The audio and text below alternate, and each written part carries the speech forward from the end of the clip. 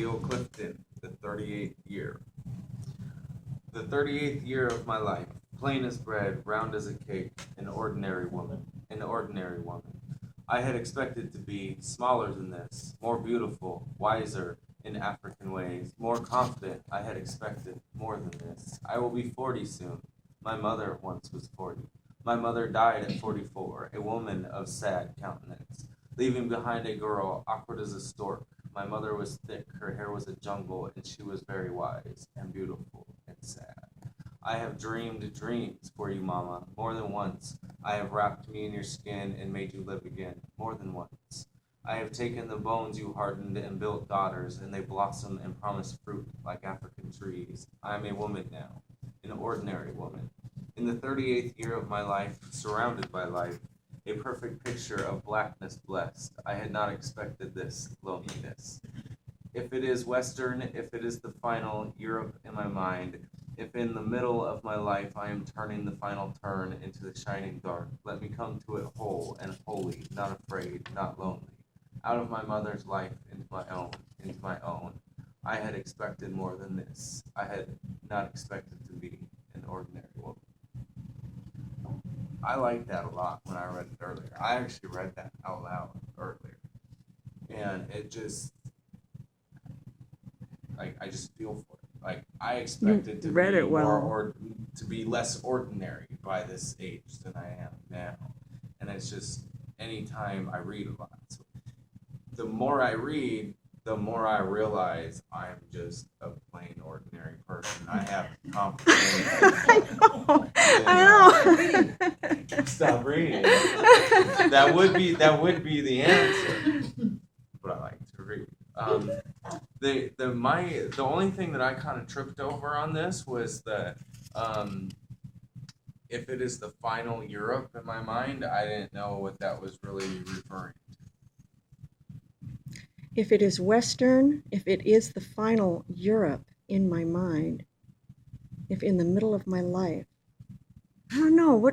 How did you all take that? If it is Western, if it is the final Europe. She refers to Africa. Africa. It's never going back. She's talking of the Western. Like the final one, like this isn't going to happen. Yeah. Yeah, I thought so too, because it sounded like, she goes from that to the being in the middle of my life. I am turning the final turn into the shining dark, as in, She's 38. She's about to, I don't know if that term was used for her generation or whatever, over the hill.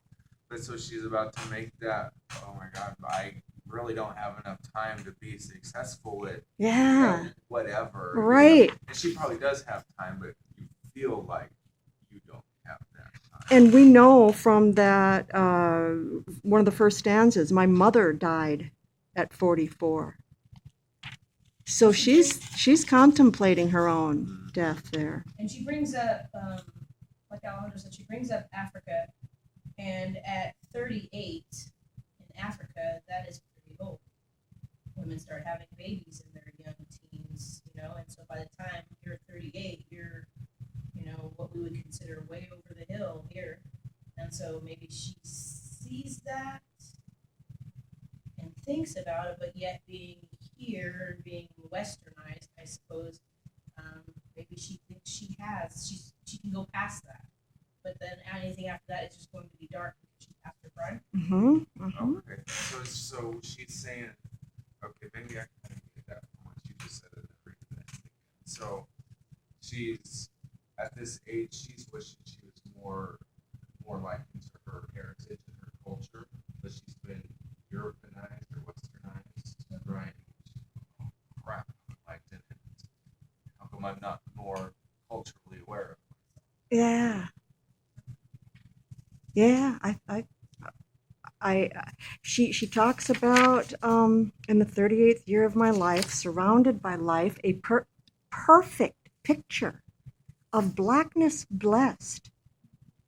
I had not expected this loneliness. So if you don't know who you are or where you come from or your culture, you have a sense of loneliness. Yeah. No matter how many people are around you, you still don't know you. You still don't know things yet. Did anyone take this as a positive thing? You know, like not just ordinary, but I took it as a positive because it seemed like an ordinary woman wouldn't take the time to write down such an extraordinary, almost call to her heritage. Because I felt like in the third from the last stanza where it says, "I'm turning the final turn into the shining dark. Let me come to it whole and holy, not afraid, not lonely." yeah. Seems like by studying the roots of her culture, she could be more like the term "shining dark." By being more aware of her African heritage, that's shining darkness. That's not. That's an enlightenment. She's so dark. Maybe or you say she's so dark, maybe dark skin. Yeah, But she's shining. and right now she's dark. Her mind is darkened to the enlightenment of her cultural heritage. So the darkness will be shined upon. So that's too simple to think, but it could be a literal. No, I Like a see what you, I spotlight see what onto you, Africana. not like a physical spotlight, but a mental enlightenment spotlight, and it's saying dark because What about shining dark of death? Is she maybe making a death reference there? I am turning the final turn into the shining dark. yeah, Let me that's come where to I- it that's whole where I, that's where I read it. and I see holy. what you're saying, but that's how I read it. And it seems like with the study of culture, you would have to do reference to spirituality, so you could then be more holy, less afraid, and less lonely with the information that new culture, but old. I'm thinking about like the Yakima tradition. Me as an ancestor, I plan on studying more of the Sahaptin language, more of Yakima culture, and I feel like as I'm prepared to die, it will be easier for me to encounter death with that sense of spirituality. I don't know. So I'm thinking about it in terms of my own cultural heritage. And doesn't that sound wonderful? Doesn't that sound amazing? Would you call what you just said ordinary? Oh, that's why. See? That's what I think she's doing here is out of my mother's life into my own. And I love that stanza of with the yes, isn't it? I have wrapped me in your skin and made you live again. This is miracles. This is Lady Lazarus, raising from the dead. More than once, I have taken the bones you hardened. It's like you hardened my bones. You gave me my bones and hardened them. I have taken those bones you hardened and I've built daughters out of them. And they blossom and promise fruit like African trees. So I think when she's saying that about the I had expected more than this. I had not expected to be an ordinary woman. It's like, no, she's not at all. Women are not ordinary if this is what they do. At the bottom of that, after like African trees, I am a woman now. It almost seems as though maybe she didn't think she was a woman until she had these children, and now these daughters. She's seeing these daughters growing, and they are able to, bear children now. And now she realizes she's a woman because she's been able to do what women, I guess, are supposed to do. I'm getting chills about the African trees. They produce. Yeah.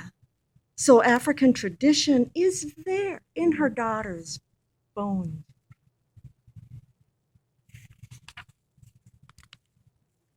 Body was found to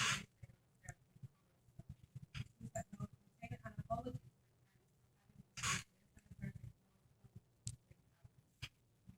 Yeah, we need that note for sure. So how many notes not good enough?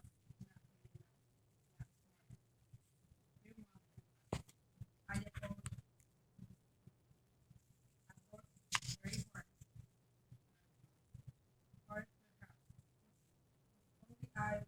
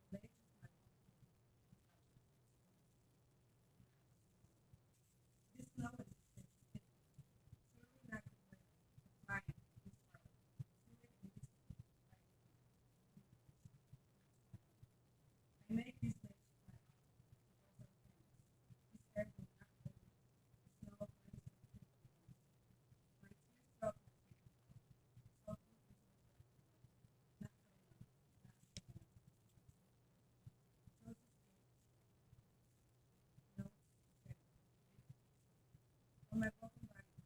Always needed my perhaps when they started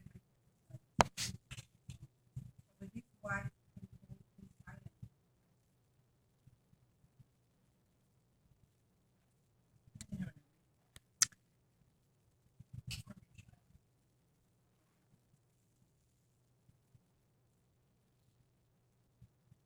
That was a good way to end it. Well,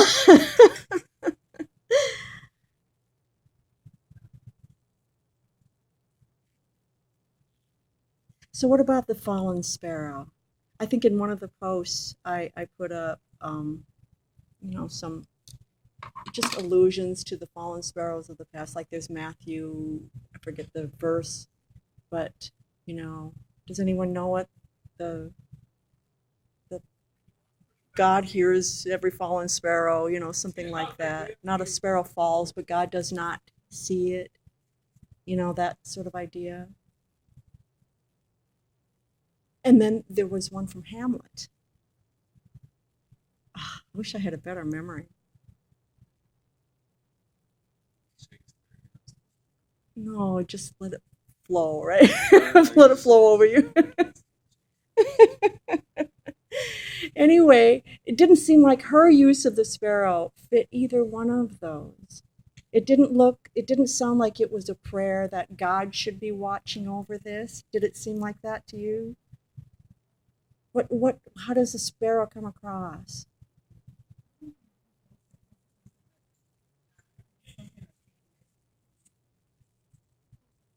Oh, I saw that. Yeah. That it isn't she who has fallen, but just some lesser animal, some little lesser bird.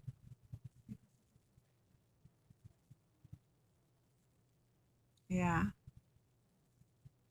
What do you think of the apologies? There are 2 apologies in here. She apologizes to whom?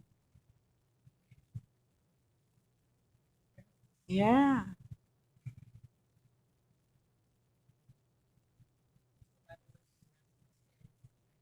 Oh, good. What's it say? It says, "Are not 2 sparrows sold for a penny? Yet not one of them will fall to the ground outside your father's hand. Even the very hairs of your head are numbered. Don't be afraid, nor with one of these sparrows." Yeah, see, that's ironic then. If Mirkatani was alluding to that, that God values even these sparrows that are, what, 2 for a penny or whatever.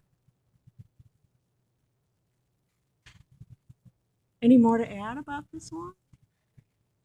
Should we try for Harjo? I just like the sparrow reference. I don't know if sparrow specifically, if she's referring to that or Hamlet or whatever. I didn't think quite a specific bird, but just birds are, in general, they're weak, their bones are hollow, so they can break easy, and they Yes. fly. Majority of them fly south to avoid the snow, which is, the snow weighing down their wings, and Yeah. she's not strong enough, she's not strong enough to hold up the weight of this world that her parents are expecting.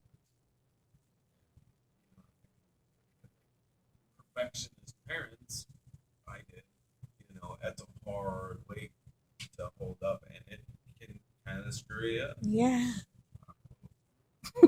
Why I'm tattooed and 33, when I should be 20 years old at this level, No, it makes a really good symbol. The small brown bird, just, unremarkable, just an ordinary, the most ordinary bird is the sparrow. Most common. And now that you say that, I do remember kind of thinking that when I was reading it, because I've got Mac, Yeah. and I remember kind of saying that sparrows are common. Yeah. But I Yeah. didn't put that common Yeah. reference into why she used it, because she feels That- too normal. Yeah.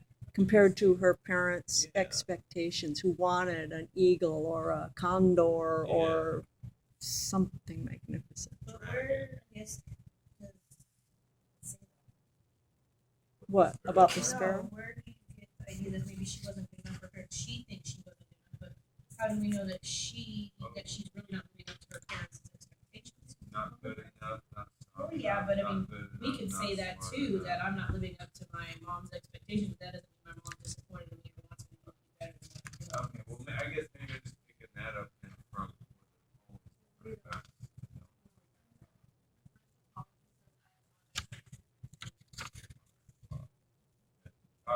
But Your does, mother and father. but does she really know that they may not be disappointed in her? She may just feel as though she's disappointing them because maybe her grade point average isn't high enough, when really they are just happy that she's in college. She's going on, maybe her parents can have that.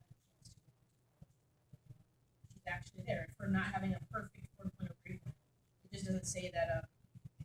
To me, it doesn't say that her parents were expecting that of her. She's just apologizing. She's disappointed. She may not.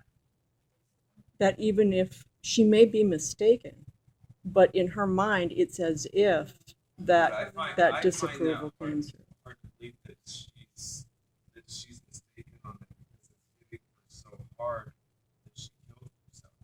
I would have to imagine there's actually a reason she came home with the B plus and the father with her ass not getting away. Well, but that's literally what happened to me. So that's kind of I can include myself. we do have the boot print if we're talking about a boot in the ass, so to speak, in that page 306, that top stanza. I apologize. Each failure a glacier, each disapproval a boot print, each disappointment ice above my river. So, but I agree, Latasha. Like, the parents might read this note, this letter from her, and be absolutely shocked. But to her, she has read they think she's a failure, that they disapprove, that they've been disappointed. On your hand, if she suffered herself from some sort of depression, she could be. Yeah. Yeah, but ultimately, it's sort of like young Goodman Brown from American Lit. What difference does it make if it was a dream? It ruined his life.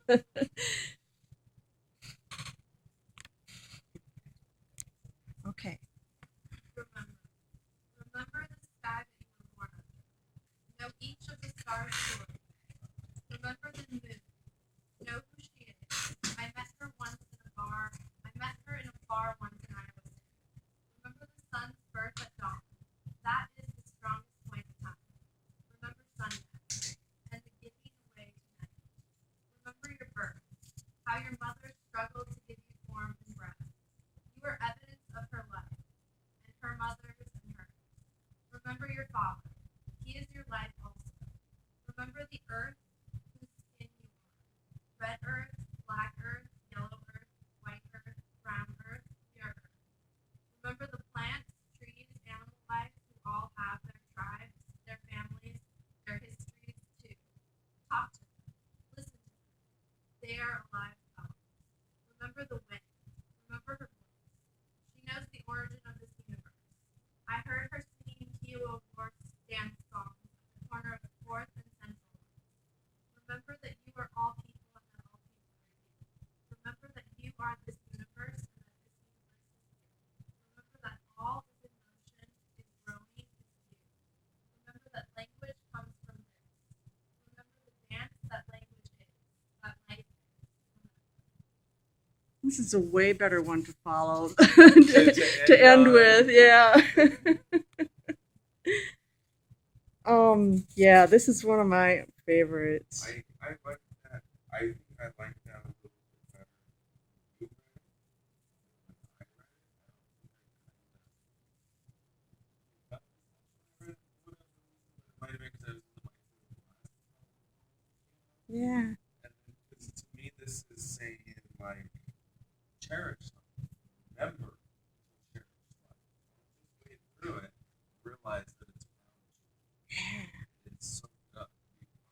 Yeah. Enrich it, and it will enrich you. And you don't have to go looking for the moon. She can be in a bar in Iowa City. You don't have to go out on a mountaintop to find the wind. So now that I just said that, and how you just said, you don't have to go where you can go to the bar in Iowa. Last night, I read this today. Last night, I started a poem off with, he ate 2 pot brownies, hopped on the bus. He ate 2 pot brownies, hopped on the bus, and saw how beautiful life was. And then it goes on. Yeah. From there. Yeah. And that just kind of like, and you said that it doesn't have to be anywhere. It was on the bus. Yeah. You know? So this could be in this poem, and it would just be, remember, you can see beautiful life on a bus, with or without the brownie. and that's kind of what I was going for. Yeah. Yeah. And it's not. Yeah. I love that idea about the remember the wind, remember her voice. She knows the origin of this universe. I heard her singing at the corner of 4th and Central once. You know, why the corner of 4th and Central? What, I mean, I don't think we're supposed to know where that is. I think it doesn't matter. I heard her singing just outside that door once, you know, if you're just paying attention. Oh, the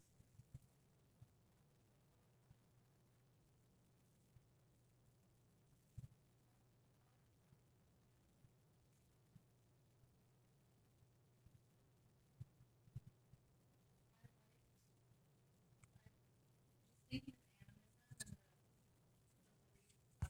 belief of spirits within, and reading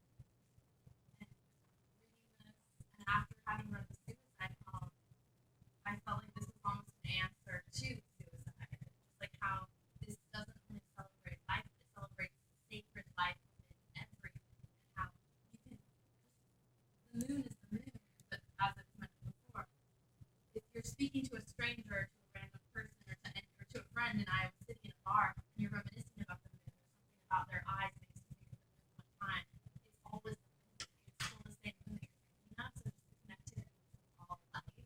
I love that. As soon as I read this poem, I kind of thought, maybe I should stop writing poetry. I don't know. Maybe that's over.